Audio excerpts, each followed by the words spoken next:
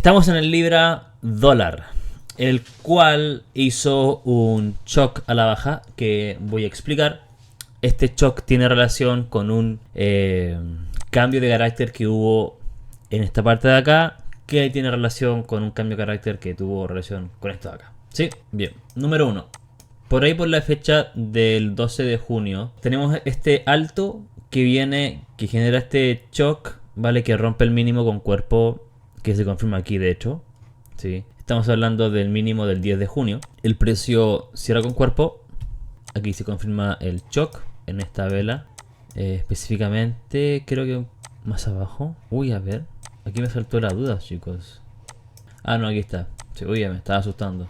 Pero igual es bastante... Queda para la interpretación de todas formas, porque... ese quiebre de ahí, por ejemplo, bueno, ahí se confirma. Voy a explicarte la base de todo esto, que es el shock se toma siempre desde acá, que es el mínimo que genera el boss, ¿vale? Siempre es desde el mínimo que genera el boss. Sin embargo, se confirma cuando el precio ya cierra con cuerpo debajo del último mínimo. Acá el precio vino, tomó el mínimo válido, ¿cierto? Pero cerró con mecha. La siguiente vela cierra con mecha debajo del nuevo mínimo, aquí, ¿vale? Luego el mercado retrocede, pero aún no se ha confirmado el shock. Este es el shock reglamentario, el correcto. Porque sí, yo estuve enseñando un tiempo en el que el mercado, si cerraba con cuerpo, ¿vale? Aquí, por ejemplo, ya se hubiese confirmado el shock. Pero es una forma básica de verla, por así decirlo, para comenzar. Porque explicarlo así, cuando tú ya estás viendo los altos y mínimos válidos con inducement y todo eso, y más encima explicar esto, que es un poquito más complejo, generalmente no rinde resultados para el alumno para que lo pueda comprender, así que tuve que hacerlo así. Ahora ya entendemos que el precio, para que confirme el shock que se toma siempre desde el mínimo que hizo el último boss, escúchame bien, pon atención aquí por favor, pon atención, deja el teléfono, deja tus redes, por favor, deja lo que estés haciendo y pon atención aquí. El shock, ¿vale? Se confirma cuando el precio cierra con cuerpo debajo del último mínimo. En este caso este es el último mínimo, ¿cierto? Pero el mercado marca un nuevo mínimo, aquí. Debes esperar que el mercado cierre por debajo de este nuevo mínimo. La siguiente vela no lo hizo, la siguiente vela no lo hizo y la siguiente sí lo hizo, que es esta de acá, ¿vale? Esta de aquí. Aquí recién se confirma el shock, pero el shock no se marca desde acá. O desde acá, no, se marca desde el mínimo que hizo el último boss alcista, aquí. Por ende, tu máximo válido va a ser este. Y ahora, cuando se confirme, ¿cierto? Ya, tienes confirmado tu shock desde acá. Si desde acá el mercado viene y toma liquidez, tienes tu mínimo válido, ¿vale? Por ejemplo, si yo tengo aquí, vamos a ver, tengo un inducement, ¿vale? Pero este mínimo no ha confirmado todavía el shock y el precio viene y toma el inducement. Esto de aquí no sería un alto válido, ¿vale? Y esto no sería un boss. ¿Por qué? Porque para que se confirme el boss bajista, tiene que estar bajista la estructura. Y como todavía no se ha confirmado el shock, porque el shock se confirma cuando el precio cierra con cuerpo debajo del último mínimo, ¿cierto? Por ende todavía no hay estructura bajista y no hay boss y no hay nada de eso. Cuando recién comienzas a considerar las tomas de liquidez para tu estructura es cuando el precio confirma con la vela que cierra con cuerpo debajo del último mínimo, confirma el shock. Una vez se confirma el shock, como acá, ¿cierto? Que aquí el mercado confirmó el shock, este mínimo viene y toma liquidez. Perfecto. Recién ahí se confirma la estructura, ¿sí? Entonces, tenemos el precio viene, toma liquidez, ¿vale? Efectivamente lo hace, cierra por debajo, es una captura, es un sweep, por así decirlo. Y acá tenemos el shock ya cerrado con cuerpo y se confirma el shock a la alza nuevamente. ¿Ok? De todas maneras, de todas formas, si yo quisiera tomar el shock bajista de una forma distinta a nivel subjetivo, porque aquí no hay ningún POI, solamente hay inducement, ¿cierto? Hay imbalance, pero no hay inducement, perdón, no hay POI. Igualmente, el mínimo anterior, no puedo ya tomar el mínimo anterior y el mínimo anterior y el mínimo anterior. Ya tengo que considerarlo desde ya, el shock, ¿vale? Acá puede haber, ojo, no se me confundan, acá puede haber dos visiones. ¿Vale? Dos visiones. La primera, el shock reglamentario, que se da desde acá, ¿cierto? Ya se da, tenemos IDM, tenemos el imbalance, falta solamente el POI, como para considerarlo un shock completísimo, ¿no? Pero ya a nivel reglamentario el shock se dio porque el precio cerró con cuerpo sobre el último alto válido que generó el último boss. Sin embargo, esa es la parte más estricta. Hay una versión un tanto más subjetiva y es que yo pueda invalidar este shock. Número 1, porque a nivel visual se dio de manera inmediata después del shock bajista. Segundo, no hay POI. Tercero, no me convence, por así decirlo, el inducement que el mercado estaba tomando para poder seguir la venta. Y por ende yo puedo decir, ok, voy a invalidarlo y tomar el shock alcista desde aquí. Eso lo que haría es cambiar toda la perspectiva del presente, porque ya este boss que vemos se invalida, porque desde acá se confirma el shock y por ende desde que el mercado cierra con cuerpo yo voy a considerar, cierto, el mínimo, que es este de acá, que está donde llegó este retroceso, cierto, y el máximo que está aquí. Por ende, en teoría estaríamos en un retroceso para que el mercado continúe subiendo. Eso es subjetivo. Es un tipo de trading que requiere que tú, mira, número 1, este tipo de trading no es que satanizarlo, ¿vale? No es que satanizarlo. Pero hay un problema, que la mayoría de gente hace este tipo de trading porque no tiene parámetros, ¿ok? Segundo, no tiene cómo evaluarlo. Tercero, no domina el sistema y tiene ideas vagas de lo que es un mínimo, de lo que es un máximo, de lo que es un boss, de lo que es un shock. Todo es ambiguo.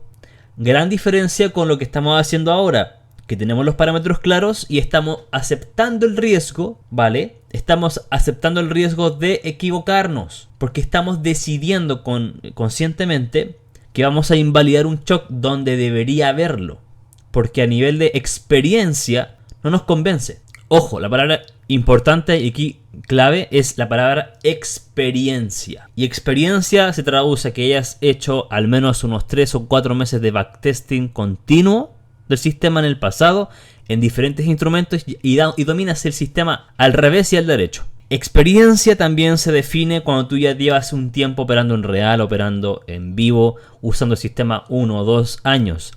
Y tienes la experiencia, sabes que hay ciertos puntos que el mercado no suele respetar, que sí son válidos con parámetros a nivel mecánico, pero que sabes que a nivel a largo plazo, si tomas ese patrón de comportamiento, 100 veces vas a entrar en una desventaja. Y puedes evitarlo. Puedes decidir tomarlo o no tomarlo. Y tercero o cuarto, es la aceptación del riesgo. Ya no te tirita la mano para poder decidir qué shock tomar y cuál no.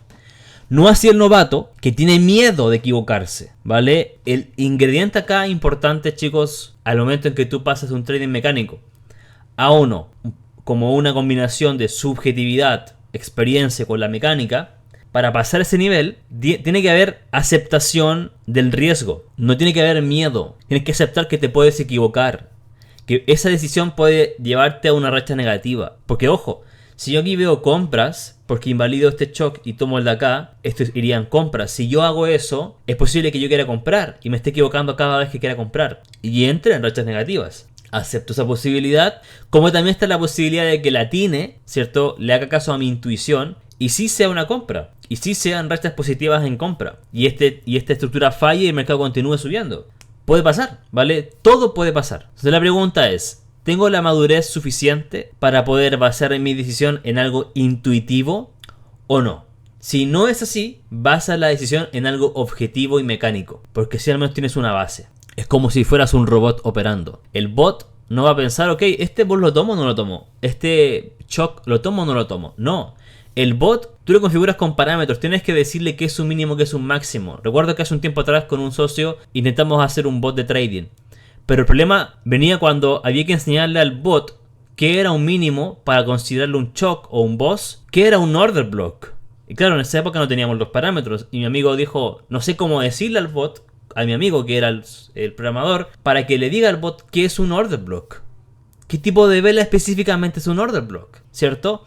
Porque tampoco había un mínimo válido, máximo válido. No hay parámetros, es subjetivo, es visual, es ambiguo. Pero cuando hay parámetros tú puedes decirle al bot, ok, cierto parámetro es para un order block. Debe cumplir con ciertas características. Que tome mínimo de la vela anterior, que no haya sido tocado su máximo, por ejemplo, ¿verdad? Y que esté en el extremo del pullback válido, ¿no? Que generó el boss. El boss se genera porque el mercado toma un alto, ¿cierto? Ese alto a su vez viene y elimina un mínimo, cierto mínimo cumple con ciertos parámetros y así. Básicamente eres como un bot consciente. Si tú quieres comenzar a ver rentabilidad, tienes que convertirte en un bot consciente primero.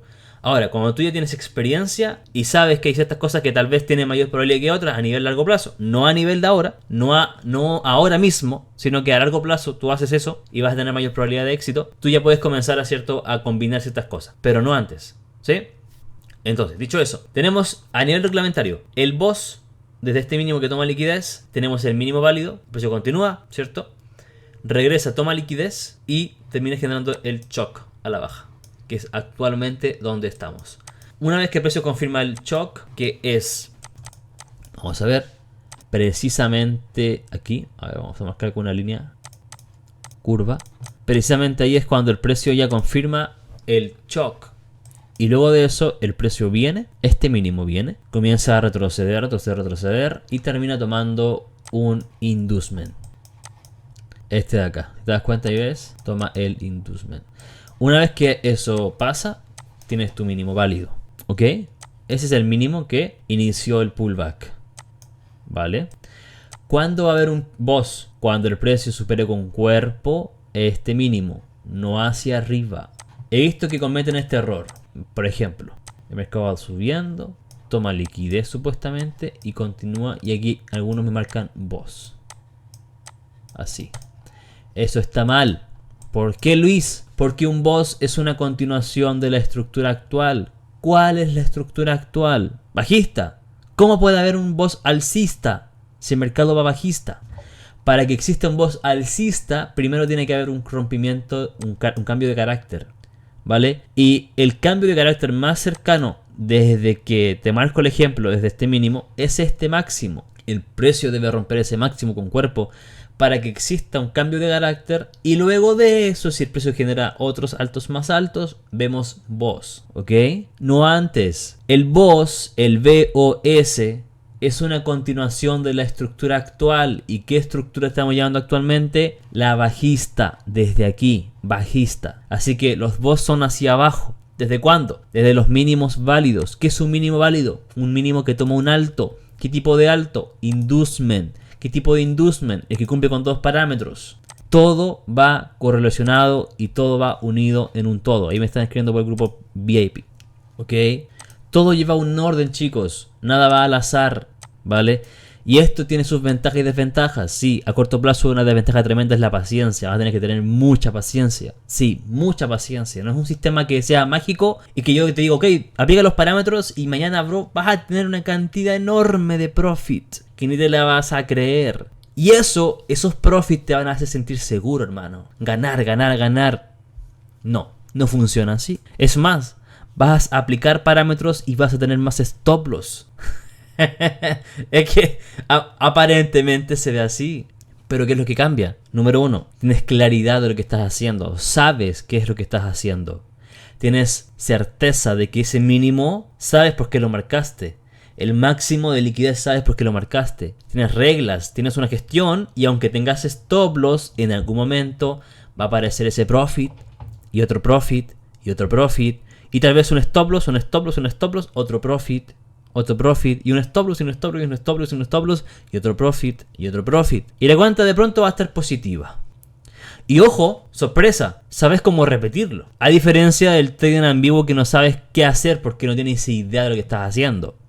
Con un trading parametrizado sabes lo que estás haciendo y por ende dices, ok, este es el resultado de haber seguido un plan con ciertos parámetros, con cierta temporalidad, con cierto instrumento, con cierta gestión, con ciertas veces al día que opero, con cierto horario.